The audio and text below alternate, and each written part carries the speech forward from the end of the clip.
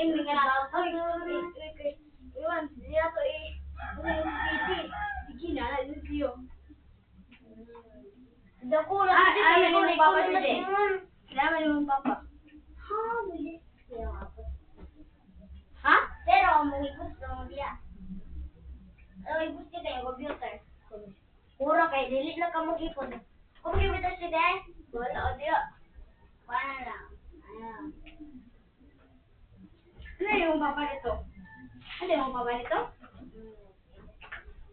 Lalo, ano mo si diya, pura na ba rin ko ano mo yung ano ha? Ganun ba ni ate? Asa ikaw yung papakaw?